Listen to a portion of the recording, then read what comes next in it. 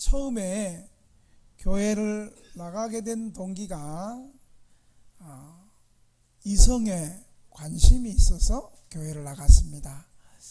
중학교 2학년 때 교회 가면 자연스럽게 여자친구들하고도 사귀고 대화하고 교제하러 교회 가다가 나도 모르게 목사가 돼버렸어요. 그리고 제가 전도했던 후배 친구가 있어요. 이 후배는 그 당시에 다리를 좀 다쳐가지고 목발을 양쪽에 하면서 학교를 다니고 있었어요. 그래서 제가 그 친구한테 가방도 들어주면서 몸도 아픈데 우리 교회 나가자. 그렇게 해서 그 친구는 다리도 아픈데 교회 나가면 좀 빨리 자기의 다리도 좀 나을 것 같고 마음도 불안한데 좀 평안해질 것 같고 그렇게 하다가 그 친구도 지금 목사가 되고 대구에서 목회를 하고 있어요. 어떤 사람은 너무 사는 게 좀 힘들고 가난해서 막막해서 좀 가난을 면해보기 위해서 교회를 나오는 사람도 있습니다. 또 어떤 사람은 너무 외로워서 또 교회에서 사람들과의 만남을 추구해서 교회를 나온 적이 있습니다. 예수님 당시에도 많은 사람들이 예수님 앞에 나와 예수님을 따르면서 예수님이 하나님 나라를 선포하시고 또 하나님 나라 말씀을 가르치시고 또 예수님께 나오는 수많은 각색 병든 사람들을 고쳐주셨습니다. 그리고 의원들이 고칠 수 없는 질병을 치료하는 기적을 많이 경험했지만 그때 예수님 앞에 치료의 경험을 기적을 경험한 사람들도 예수님이 누구신가? 예수님은 어떤 분인가? 예수님에 대해서 정확하게 잘 몰랐습니다. 잘 모르지만 많은 군중들이 당장 자신의 필요에 의해서 예수님을 따라다녔습니다. 그래서 예수님은 어느 날 자신을 따라다니고 있는 많은 백성들이 진정으로 예수님 자신에 대해서 제대로 알기를 원했습니다. 예수님은 군중들이 자신이 누구인가는 모를지라도 예수님이 택한 12제자만큼은 공식적으로 예수님이 누구시고 예수님이 이 땅에 뭘 하러 오신 분인가 예수님의 정체성에 대해서 가르쳐 주기를 원하고 또 제자들이 발견하기를 원하셨습니다. 그래서 예수님은 오늘 본문에 보니까 18절에 예수님은 따로 기도하셨어요. 예수님께서 18절에 보니까 예수께서 따로 기도하실 때에 제자들이 저와 함께 있더니 예수님께서 따로 기도하셨어요. 누가복음에서는 예수님의 생애 가운데 중요한 사건이 있을 때마다 예수님은 따로 기도하셨어요. 예수님께서 이 땅에 구속의 역사를 이루시는 특별한 순간이 올 때마다 예수님은 기도하셨어요. 그래서 누가복음 주제 가운데 큰 두 가지 큰 핵심 주제가 있는데 하나는 누가복음의 주제는 예수님께서 잃어버린 사람을 찾으러 오셨어요. 가난하고 병들고 약하고 세상에서 사람 대접받지 못하는 세리들, 죄인들, 율랑여성들, 문둥병자들, 각종 약한 사람들, 더 나아가서는 이방인들, 여자들, 어린아이들처럼 힘이 없고 약한 사람을 예수님이 특별히 찾으러 오신 분이 바로 누가복음의 주제예요. 그러나 이것만 알면 안 돼요. 이것도 아주 중요한 사실입니다. 더 중요한 것은 누가복음에는 특별히 예수님께서 구속의 역사를 일으킬 때 중요한 순간마다 예수님은 기도하셨습니다. 그래서 누가복음의 또 다른 주제는 누가복음은 기도를 강조하고 누가복음은 성령의 능력을 강조하는 것이 바로 누가복음이에요. 사복음서 가운데 가장 기도를 강조하고 성령의 권능과 역사를 강조하는 것이 바로 누가복음인 거예요. 오늘 예수님이 바로 이 중요한 순간에 기도하고 계세요. 예수님은 하나님의 아들로서 하나님 나라를 전하는 공적인 사역을 하실 때 세례 요한에게 세례를 받을 때도 기도하셨고 또 이 하나님 나라를 전파하는 일에 혼자 하지 아니하고 예수님이 12 제자를 부르실 때도 예수님은 기도하셨어요. 그때는 어떻게 기도하셨는지 아세요? 산에 올라가서 밤이 맞도록 제자들을 부르기 위해서 기도했어요. 지금으로 말하면 산기도 했어요. 산에서 철학기도 했어요. 지금 한국 교회가 산기도가 줄어들고 철학기도가 줄어들었습니다만은 한국 교회가 부흥하고 성장하게 된 원동력은 기도였어요. 아무리 힘들어도 새벽기도 하고 먹고 살기 힘들고 어려울수록 새벽기도 하고 아멘 안 할 줄 알았어.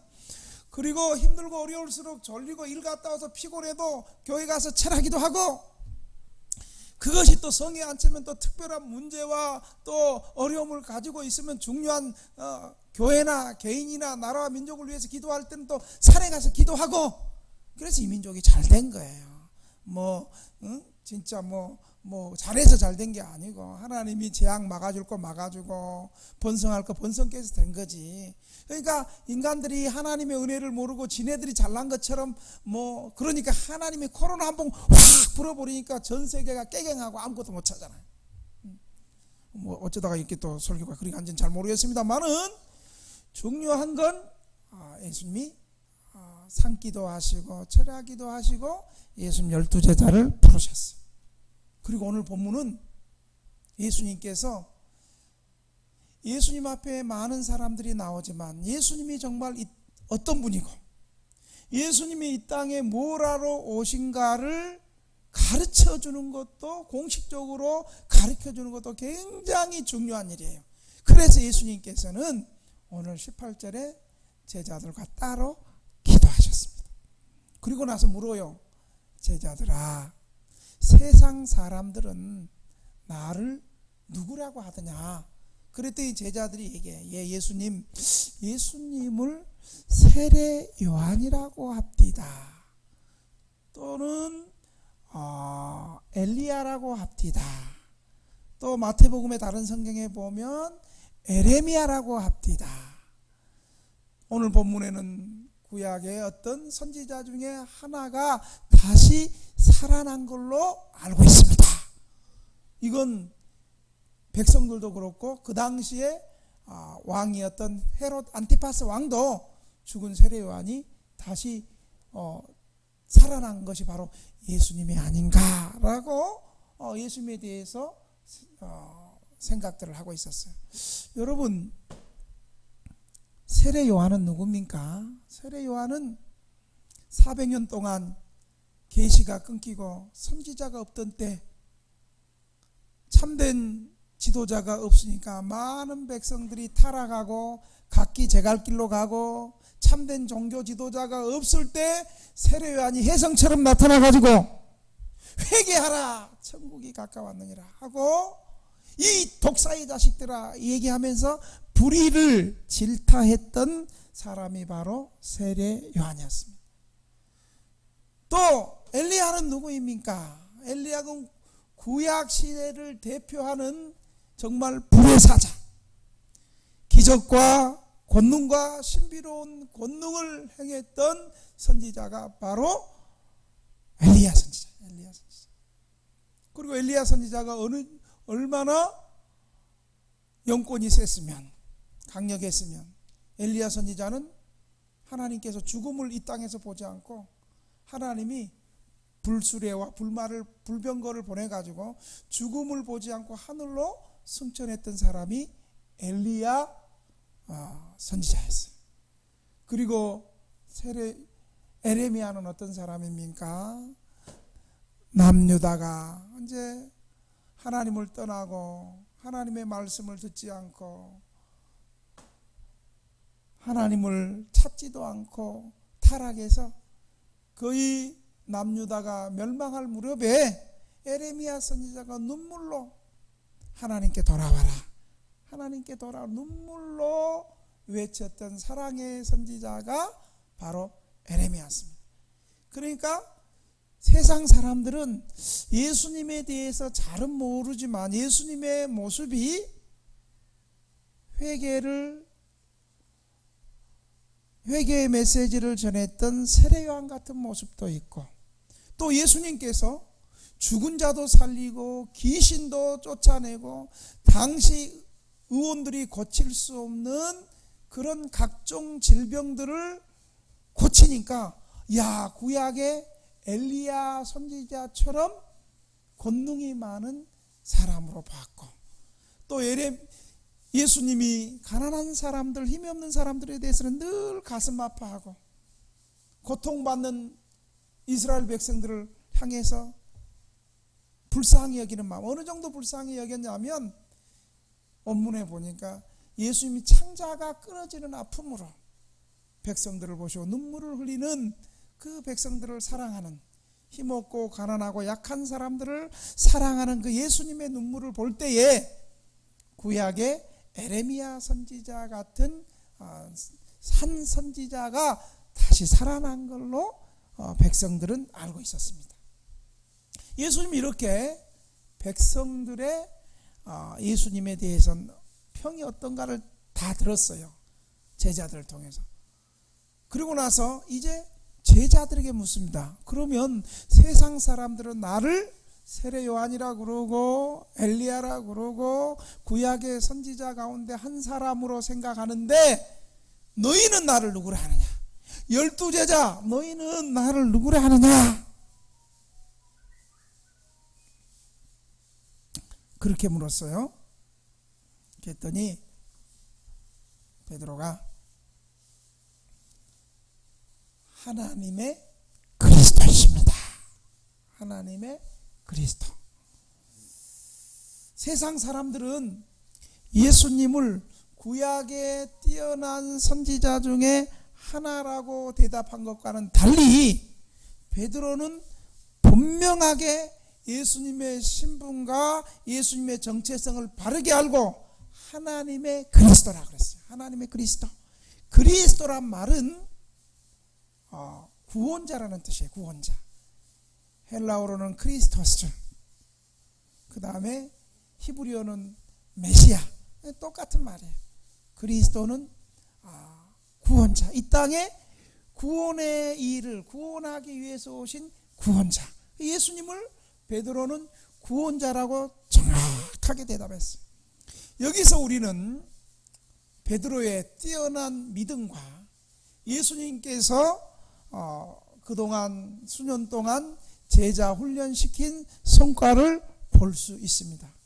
더 나아가서 예수님은 또 18절에 예수님의 정체에 대해서 바르게 이해할 수 있도록 예수님이 기도한 결과입니다.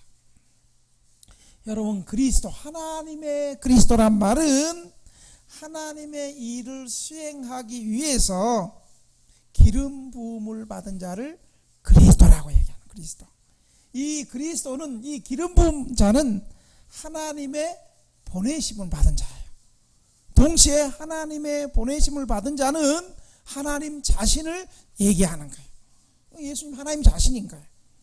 그리고 기름 부음을 받는다는 것은 하나님이 성령님을 보내주시고 성령님을 부어주신 것을 말하는 거예요. 그래서 사도 요한은 예수님에 대해서 말할 때 예수님께서 받으신 성령님은 한량이었고 매우 풍성하다는 거예요. 또 예수님에게 임하신 성령님은 잠시 떠나가는 것이 아니라 영원히 머무르셔서 떠나지 아니했다라고 사도 요한은 예수님에게 임한 성령님에 대해서 말씀하시는 거예요. 예수님이 바로 하나님이시고 예수님이 성령으로 충만해서 구원자의 일을 하신다는 거예요. 이것을 누가는 사도행전을 같이 기록했던 누가는 사도행전 10장 38절, 제가 참 좋아하는 구절이에요. 최근에 요즘에 사도행전 10장 38절에는 이렇게 말하고 있어요. 하나님이 나사렛 예수에게 성령과 능력을 기름 붓듯 하셨음에 그가 두루 다니며 선한 일을 행하시고 마귀에게 눌린 자를 고치셨으니 이는 하나님이 함께 하셨습니다. 아멘. 여러분, 예수님의 사역을 잘 보세요. 제가 다시 한번 읽어볼게요. 이 말씀을 잘 들으면서 과연 예수님께서 사도행전 10장 38절 말씀대로 사셨구나라는 걸 묵상을 한번 해보세요. 생각을 해보세요. 제가 읽어볼게요. 하나님이 나사렛 예수에게 성령과 능력을 기름 붓듯 하셨으며 그가 두루 다니시며 선한 일을 행하시고 마귀에게 눌린 사람을 고치셨으니 이는 하나님이 함께 하셨습니다. 예수님이 이렇게 위대한 선지자 중에 하나가 아니고 바로 예수님은 바로 우리의 구원을 위해서 오신 그리스도라고 고백한 베드로의 고백이 올바른 고백인 것입니다. 베드로가 고백한 그리스도는 하나님의 아들이시고 우리 인류를 구속하기 위해서 육신의 옷을 입고 이 땅에 오신 그리스도였습니다. 그런데 여러분, 어떤 그리스도였을까요? 이 땅에 오신 그리스도는 어떤 그리스도일까요? 오늘 22절에 보니까 고난과 죽음을 통한 부활하신 그리스도라는 거예요. 오늘 22절에는 이렇게 말하고 있습니다. 베드로가 그리스도라고 고백하니까 예수님께서는 이렇게 말해요. 인자가 많은 고난을 받고 장로들과 대제사장들과 서기관들에게 버림받아 죽임을 당하고 제3일에 살아나야 하리라 하시고. 여러분, 이 말을 들었을 때 제자들이 깜짝 놀랐어요. 분명히 예수님이 우리를 위한 구원자 그리스도인데 예수님은 예루살렘에 올라가 가지고 많은 고난을 받고 장로들과 대제사장들과 서기관들에게 버림을 받고 죽임을 당하고 3일 만에 다시 살아나시라. 왜냐하면 제자들뿐만 아니라 세상 사람들은 예수님에게 나타난 기적과 권능과 예수님 죽은 자도 살리죠. 그리고 문둥병자도 고치죠. 소경도 눈뜨게 하죠. 기머거리도 듣게 하죠. 안진뱅이도 일으키죠. 문둥병이도 고치죠. 가난한 자에게 복음을 전하죠. 이거 여러분 사람이 할 수 있는 일이 아니잖아요. 아무리 의원이 명의라 할지라도 의원이 정말 의술이 탁월하고 뛰어난 명의가 죽은 사람 살릴 수 있어요? 죽은 사람 살릴 수 없어요. 그리고 여러분, 기머거리, 기가 완전히 나가버렸는데 고막이 나간 기머거리를 여러분 의원이 고칠 수 있어요? 조금 기가 안 들리는 건, 완전히 고막이 나간 거 말고 기가 조금 안 들리는 거는 조금 좋게 할 수는 있지만 기머거리를 듣게 할 수는 없는 거예요. 그리고 여러분, 소경, 이미 날 때부터 소경이 되었거나 눈을 다쳐갖고 아예 시력이 파열되고 아예 보이지 않는 이 소경을 고칠 수가 있어요? 고칠 수 없는 거예요. 그리고 문둥병, 그 당시 2000년에 문둥병, 지금은 약이 나옵니다만 우리도 한 90년대까지 문둥병 걸리면 그냥 끝나는 거잖아요. 지금은 좋은 약이 나와가지고 문둥병 치료할 수 있지만 이 문둥병을 어떻게 고쳐요? 이것은 사람이 할 수 있는 것이 아니고 하나님만이 할 수 있는 거예요.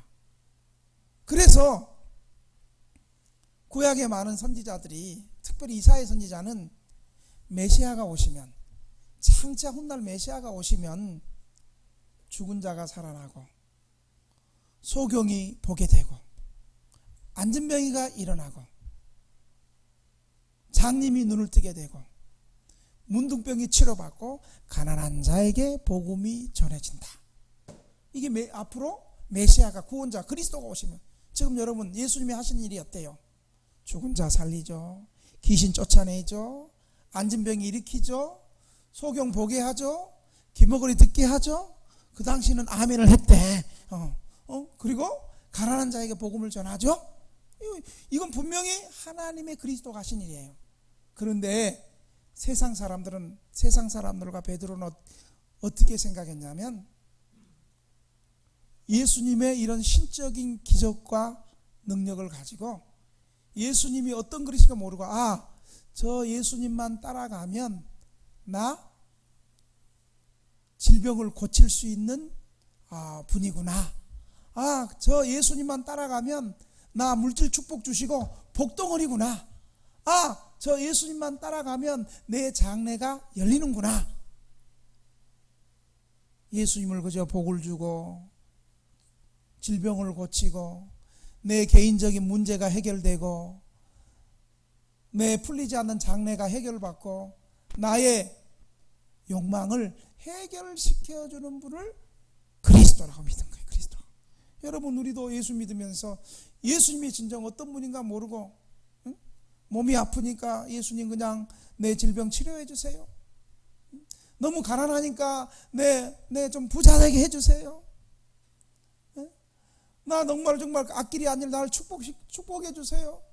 예수님은 그냥 단지 축복해 주시고 물질 축복해 주시고 내 인생의 그냥 보호자로.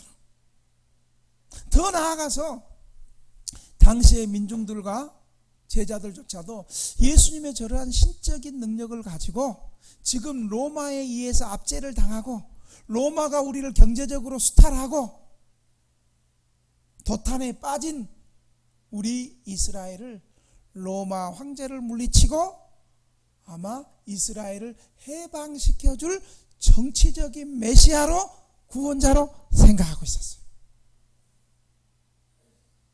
베드로가 그리스도라고 고백은 했는데 그리스도의 사역의 진짜 정체성, 본질적인 사역은 알지 못한 거예요. 근데 예수님은 베드로, 네가 그리스도라는 고백을 잘했는데 내가 할 일은 죽임을 당하고 제3일 만에 다시 살아나리라. 제자들의 기대상, 백성들의 기대상, 그들은 진리가 무엇이고 하나님의 뜻이 무엇이고 하나님의 뜻대로 사는 것이 무엇이고 나를 향한, 이 세상을 향한 하나님의 뜻이 무엇이고 참된 진리가 무엇이고 이런 건 상관없었어요. 단지 내 문제만 해결해주고 경제적인 문제 해결해주고 로마에서 압제당한 정치적으로 해방시켜주고 내 꼬인 인생 풀어지고 내 문제 해결받고 이것만 생각한 거예요. 아마 예수님께서 이 말씀을 내가 장로들과 대제사장들과 서기관들에게 버림을 받고 죽임을 당하고 3일 만에 다시 살아나리라, 이 말을 했을 때 예수님이 부활한다는 소리는 안 들리고 예수님이 죽는다는 소리만 들렸을 거예요. 여러분, 우리도 그렇잖아요. 설교 시간에 듣고 싶은 것만 듣잖아. 듣고 싶은 거. 내 앞길이 열렸으면 좋겠다, 내 가난이 해결됐으면 좋겠다, 수급자 됐으면 좋겠다, 기양의 정부가 주는 거 수급자들에게 그냥 왜 현금만 10만 원 줘, 그냥 카드로 20만 원 말고 현금으로 35만 원 주지. 내가 듣고 싶은 거, 내가 원하는 거, 내가 기대하는 거, 내가 나의 욕망만 들린 거예요. 제자들 마찬가지였어요. 예수님을 따르고 있는 제자들과 세상 사람에 대해서 공식적으로 예수님의 정체성, 예수님 그는 누구인가, 예수님의 능력과 신적인 능력과 권세로 이스라엘을 압제하는, 국권이 침탈당하고 뺏긴 이스라엘의 국권을 회복하고 로마를 물리치고 예루살렘에 입성하는 정치적인 구원자가 아니라 죽임을 당하고 제3일 만에 다시 살아나라. 이것이 이런 그리스도의 본질을 얘기하고 있습니다. 그리스도는 세상의 왕처럼 힘과 폭력으로 정복해서 세상을 군림하는 왕이 아니었습니다.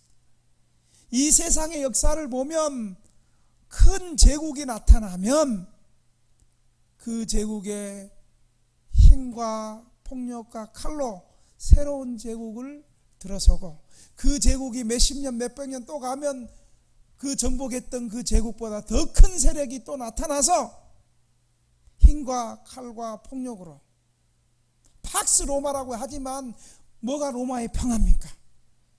정복자 로마 왕과 로마 군사들의 칼과 방패와 폭력으로 평하지 그 폭력 앞에 죽음을 당하는 약소국가들은 로마의 평화가 아니죠. 왼수죠. 왼수. 저주죠. 죽임을 당하고 제3일 만에 다시 살아나리라고 말했던 그리스도는 그동안의 세상의 강한 힘과 폭력으로 세상을 지배했던 그런 군림하는 왕이 아니라 죄인들을 대신하여 고난을 받으시고 또한 그들에게 자신을 내어줌으로 그들을 구원하시기 위해서 육신을 입고 인간의 아들로 이 땅에 오신 구원자 그리스도라는 사실을 믿으시기 바랍니다. 그래서 마태복음 20장 28절에 예수님께서 자신에 대해서 분명하게 말해주고 있는 거예요. 인자가 온 것은, 여기서 말하는 인자는 예수님 자신이 사람의 아들을 얘기해서 이 땅에 사람의 아들로 오셨으니까 자신의 구원의 일을 할 때는 꼭 주님, 주, 그리스도라고 말하지 않고 그건 다른 사람이 불렀을 거고 예수님 자신이 자기 자신은 늘 인자가 온 것은, 인자라는 표현을 썼는데 인자가 온 것은 섬김을 받으러 함이 아니요 도리어 섬기려 하고 자기 목숨을 많은 사람의 대속물로 주려 함이라. 이렇게 말한 거예요.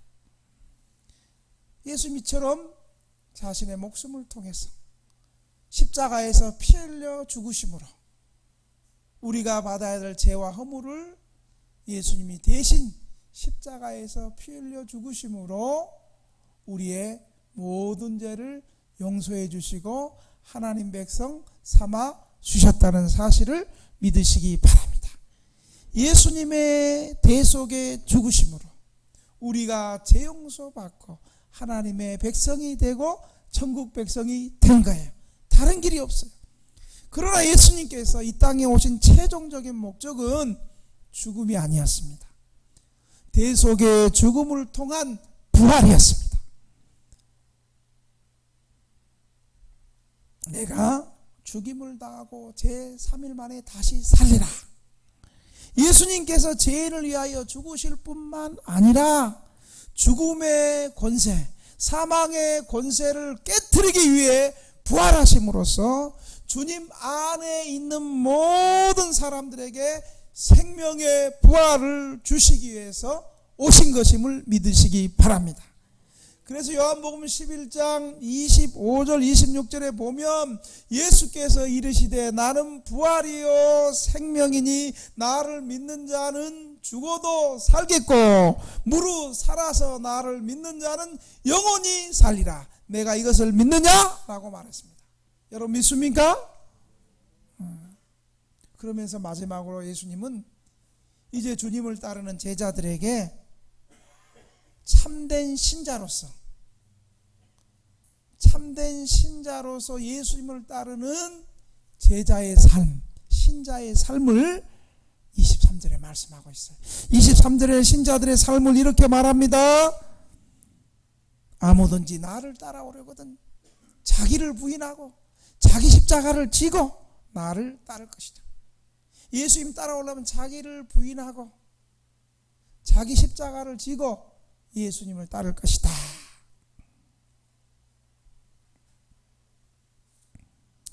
예수님을 고난의 그리스도로 부활의 주님으로 믿는 사람은 단지 입술의 고백만이 아니라 십자가를 지는 제자도의 삶을 살 것을 제자들에게 결단하고 있는 거예요.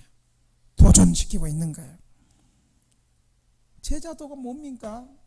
참된 신자가 예수님 따라가려면 어떻게 해야 되냐? 첫째로 보니까 자기를 부인해야 된다. 자기를 부인한다는 것은 정말 예수님을 내 인생의 최고의 우선순위 1순위로 놓을 때에 자신과 세상을 포기할 수 있는 거예요. 세상의 재물을 포기하는 희생할 수 있는 거예요. 이것은 세상과 자기의 주인이 하나님이다, 예수님이라는 분명한 신앙 고백 위에 자기 부인할 수 있는 거예요. 우리는 우리 체면, 우리 자아, 우리 고집, 이것 때문에 예수님 위해서 자기 부인이 안 되는 거예요. 근데 예수님께서는 제자가 되려면 자기를 부정해야 된다는 거예요. 두 번째로 날마다 자기 십자가를 져야 된다는 거예요. 여러분, 이때 날마다 자기 십자가를 져야 된다 그럴 때 제자들이 얼마나 두려워했는 줄 아세요?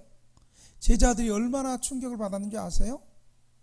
여러분, 지금 우리 십자가는 여러분들 특히 여자들 목에 달고 다니고 금덩어리 목에 십자가 달고 다니고 예수 믿는 사람 그렇게 달고 다니고 그러는데 당시의 십자가는 그런 게 아니었어요.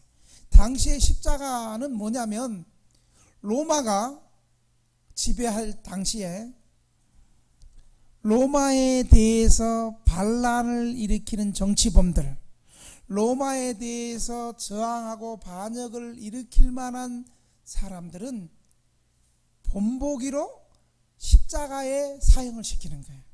여러분, 십자가 사형은, 여러분 우리 노인들 부모님들 물어보면 저도 이제 그런 마음이 조금씩 생기는데, 죽을 때 어떻게 죽기를 원해요? 우리 부모님들 생각하면 죽을 때 다 한결같이 고통 없이 잠잘 때 잠자다가 죽었으면 좋겠다, 눈 뜨면 천국 갔으면 좋겠다, 이렇게 얘기하죠. 그리고 우리가 이제 나이 들면 고통 없이 잠자는 것처럼 아무 고통 없이 죽기를 원해요. 그런데 여러분, 십자가형은요, 죽음의 고통이 장시간이고 고통스럽게 죽이는 게 십자가형이에요. 십자가형을 지면 어떻게 하냐면요, 자기가 죽을, 자기 키보다 큰 십자가를 자기가 지고, 그리고 옷 뻘게 벗겨가지고 다 뻘거벗은 몸으로 십자가 지고 갈 때 사람들이 부끄러운 자기의 알몸을 볼 때 얼마나 부끄럽고 자존심, 모멸감, 그 십자가를 주고 몇 시간 낑낑거리면서 올라가고 십자가 지다가 쓰러지면 채찍을 때 네가 가. 예수님도 십자가 지고 갈 때 힘이 없어 쓰러지니까 예수님 대신 누가 지게 했어요? 구레네 시몬을 지게 했죠. 십자가 지고 그렇게 가다가 몇 시간 가서 산 꼭대기에 모든 사람이 다 볼 수 있는 것에 뻘거벗은 몸으로 십자가에서 편하게 죽게 하는 게 아니고 그 십자가에서 대못으로 못을 손목에 발목에 그렇게 해서 서서히 잔인하게 고통을 최고조로 하면서 너희들 로마에 대해서 반란을 일으키고 배반을 하면 이렇게 죽일 거야, 이게 십자가형이었어요. 본보기로. 여러분, 본보기가 얼마나 무서워요. 본보기로 처형하는 거. 제가 군대에서 본보기를 한번 맞은 거 아니야. 논산훈련소에서 이제 입대해가지고 한 3일 대기시키더니 이제 그 자대로 훈련소 딱 데려가는데 밥 먹을 시간이 됐어. 내 안에 있는데 뭔가 나는 밥은 뭐 그럴싸하게 줄 줄 알았는데 뭐 이런 떡판 같은 게 탁 나오더니 각이 척척 나오더니 뭐 식판으로 척척 하더니 밥이 아니야, 떡 같은 걸 탁 주더니 씻겠다 턱 퍼주더니 식사 실시 딱 그러더니 그래서 국 하나 주고 이렇게 먹는데 한 30초 지니까 동작 그만, 짬통에 버린다 실시. 얼마나 배고파요. 그래서 나는 또 잔머리 굴린다고 또 먹기를 탐하는 목사 아닙니까? 제가 얼마나 먹기를 좋아해요. 그래가지고 제가 짬통에 버리러 가면서 살짝 배고파서 밥 한번 먹었어. 밥하고 깍두기를 먹었는데 여러분 다 안 먹는데 혼자 밥하고 깍두기 딱 먹으면 그 소리 얼마나 커요. 누구야? 튀어나와. 내가 그때 125분 훈련병. 예, 125분 훈련병. 그때부터 맞기 시작하는데요. 이 내무반, 이 침상에서 한 서너 번을 했다. 한 30분을 맞았던 것 같아. 근데 살았어. 그 군대 정신이 제정신이 아니야. 그때는 뭐 폭력이 대놓고 있었고, 군대에서 폭력이 아니면 군대가 안 돌아갈 때잖아요. 그 당시에는. 지금은 뭐 폭력을 하면 안 된다 그러는데, 그 당시에는 뭐 우리 다 맞고 살았잖아요. 그렇게. 그때 본보기로 내가 그렇게 맞으니까 우리 훈련병들이 다 쫄아가지고 군기가 번쩍 들어가지고, 그 다음부터 말 한마디로 척척척 다 되는 거야. 본보기로 내가 뒤지게 맞으니까. 이 십자가형이 본보기였습니다. 본보기. 잔인하게 고통이 최고조로 고통을 가하고, 또 모멸감과 부끄러움을 당하고, 이게 십자가형이었어요. 예수님이 나를 따라오려거든 자기를 부인하고 날마다 이렇게 현재 십자가에서 죽는 그런 장엄한 고난과 박해를 준비해라. 여러분, 이 말을 듣는 신자들은, 예수님의 제자들의 마음의 각오가 어땠겠어요? 야, 예수님이 죽었다가 살아난 것처럼 우리도 십자가 지고 죽음을 통과해야 되겠구나. 여러분, 이것이 진짜 예수 믿는 사람의 모습이에요. 그래서 사도 바울도 경건하게 살고자 하는 자는 핍박을 받으리라. 그래서 예수님께서 하나님 나라 비유를 얘기해 줄 때 씨 뿌리는 비유를 통해서 길가밭, 가시덤불, 돌짝밭, 그 비유를 얘기해 주는 거예요. 여러분, 돌짝밭은 어때요? 돌짝밭에 씨는 비유를 어떻게 해요? 처음에는 예수 잘 믿다가 핍박이 오니까 예수 안 믿어버린 거, 그 돌짝밭 비유를 얘기하잖아요. 가시덤불 비유는 어떻게 얘기해요? 돈 때문에, 세상의 염려와 재리와 물질 때문에. 여러분, 예수 믿는 사람들 어때요? 처음에 예수님 만나서 예수 잘 믿고, 예수님이 나 병 고쳐주고, 예수님이 위기 때 도와주고, 가난을 명쾌하고, 여러 가지 개인적으로 기적을 일으켜주니까, 야, 우리 예수님 최고다, 예수 잘 믿었다. 그러다가 갑자기 핍박이 와. 갑자기 예수 믿으면 부자 된다 그러는데, 예수 믿으면 믿을수록 어떻게 더 목사가 맨날 11조 해라고 그러고, 등대교회 김 목사가 가난하면 가난할수록 더 11조 해야 됩니다. 힘들고 어려울수록 더 물질에 헌신해야 됩니다. 이런 소리만 해야 되니까 교회면 더 가난해져가지고, 수급비 내고 방세 내기도 바쁜데 그냥 김 목사가 그냥 우리 수급비 받으면 거기서 11조 해야 됩니다. 하나님이 그래야지 하나님이 책임집니다. 그래서 계속 11조 하고 이러다 보니까 뭔지 교회 나오면 더 가난해질 것 같고, 처음에는 등대교회에서 뭐 냉장고도 주고, 쪽방 방세도 내주고, 병원비도 대주고, 노숙자들도 그냥 살게 해주고, 뭐 그런 거 같은데, 와 좋다 그런데 11조 해라 그러고 말이죠. 그러니까 야, 이거 내가 잘못 온 것 같다. 나 어려울 때 도와준 거는 좋은데 뭔 11조냐, 무슨 감사한 금이냐. 그래서 예수 안 믿는 거야. 그리고 요즘처럼 어때요? 코로나 시대. 코로나 때문에 코로나를 두려워하지 말고, 코로나일수록 더 예수 잘 믿고, 믿음 생활 잘하고, 주일 성도 잘하고, 믿음으로 더 살고. 아니, 코로나 때 이렇게 설교하는 목사가 어디 있어? 코로나 때 교회 가면 어떻게 하자는 거야? 그러면서 교회 안 나오는 사람 있잖아. 근데 그 사람은 코로나 아닐 때도 안 나왔어요.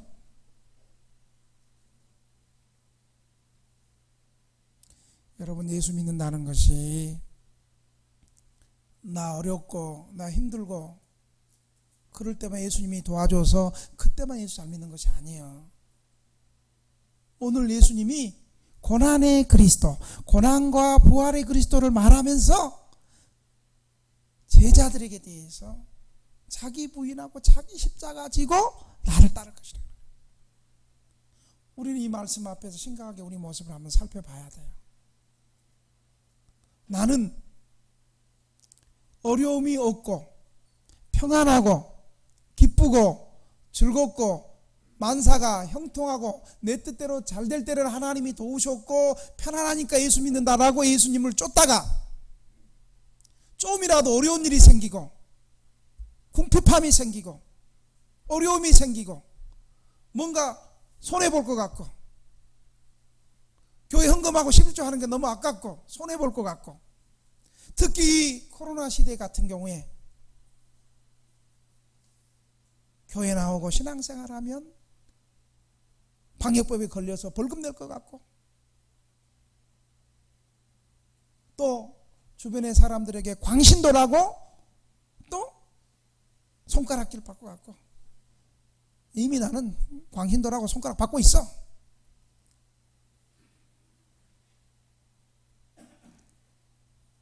여러분, 그러한 시대에 예수님은 제자들에게 날마다 십자가 돼야 된다. 그 당시 십자가는 죽음이었어. 죽음이었어. 죽음. 우리는 아무리 어렵다고 해도 우리 죽는 거 아니잖아요. 여러분 아세요? 지금 탈레반이 정권을 잡아가지고 아프가니스탄에 지금도 그곳에서 탈레반이 정복한 도시 가운데 선교사들과 예수 믿는 사람들이 참수형을 기다리고 있고 목배임을 당해야 되는, 예수 믿는 것 때문에 목배임을 당해야 되는 그런 위기 앞에 선교하는, 실제로 그런 우리와 다른 지구편 한편에서는 예수 믿는 것 때문에 순교를 당해야 되는 그런 사건들이 일어나고 있습니다. 그런데 우리가 믿는 예수는 대한민국에서는 목배임을 당하고 죽임을 당하거나 뭐 감옥 가거나 그런 거 없잖아요. 우리가 너무 예수 믿는 것을 쉽게 생각하고 편하게 생각해서는 안 돼요. 내가 아쉽고 힘들고 피로하고 어려울 때만 주님 의지하는 것이 아니라 내가 힘들고 외롭고 어려울 때 예수님 의지하고 또 고난이 오고 핍박이 오고 환난이 와도 오늘 예수님의 말씀처럼 자기 십자가 지고 예수님 따라가는 성숙한 그리스도인이 되기를 주님의 이름으로 축원합니다. 사랑하는 등대교회 성도 여러분, 이제 말씀을 마치고자 합니다. 2000여 년의 제자들에게 너희는 나를 누구라 하느냐? 이 질문은 오늘 우리에게도 동일하게 질문하십니다. 단순히 예수님을 나의 문제 해결자로 복받기 위해서, 병 고치기 위해서, 나의 소원을 성취하기 위한 대상으로 예수님을 믿고 따르고 있습니까? 나의 인생의 근본적인 죄의 문제, 죽음의 문제를 해결하지 못하고 물질 축복이나 질병의 치유나 종교적 교훈을 얻는 것이 무슨 소용이 있겠습니까? 하나님께 영벌의 심판을 받고 지옥 간다면 현재 나의 지위, 건강, 부와 명예가 다 헛된 꿈에 불과합니다. 그리스도는 인간의 모든 불신앙의 죄, 불의, 죽음과 심판에서 구해 주시는 구세주입니다. 이 예수님 믿고 따르는 삶이 이 땅에서 고난과 핍박과 환난이 온다 할지라도 처음에는 믿음이 약할 때는 나의 필요한 문제 때문에 외롭고 가난하고 몸이 아프고 뜻대로 되지 않아서 예수 믿었다 할지라도 이제 하나님의 말씀을 깨닫고 믿음이 자라고 오늘 본문의 말씀처럼 예수님 위해서 예수님 따라가는 길이 자기를 부인하고 자기 십자가 지고 예수님 따라가는 성숙한 신자들이 되기를 주님의 이름으로 축원합니다. 기도하겠습니다. 하나님 아버지, 오늘 예수님께서 제자들에게 세상 사람들은 나를 누구려 하느냐라고 물었을 때 세상 사람들은 제각기 자기의 예수님을 소원 성취자나 문제 해결자나 축복의 근원이나 이 정도로 예수님을 생각했습니다. 그러나 예수님은 그 정도의 예수님이 아니라 하나님의 그리스도, 살아계신 하나님의 아들 그리스도이심을 밝혀주셨습니다. 고난을 받고 부활하신 그리스도, 이 그리스도를 따르기 위해서 저희들이 믿음 없고 잘 몰랐을 때는 우리가 연약하고 힘이 없고 외롭고 가난하고 병들 때 그것 때문에 예수님 믿고 나왔지만, 오늘 말씀을 의지해서 이제 우리의 믿음이 좀 더 성숙해서 고난이 오고 핍박이 오고 환난이 와도 예수님 의지하는 우리 등대교회 성도들 다 되게 해주시고, 성령님 우리에게 이러한 믿음을 날마다 더하여 주옵소서. 믿음은 들음에서 나고 들음은 그리스도의 말씀이라고 했사오니 매 주일마다 매 순간 나와서 예수님 말씀을 들을 때에 우리의 믿음이 성장하고 자라고 승리할 수 있는 믿음의 사람들 삼아 주시옵소서. 예수님의 이름으로 기도합니다.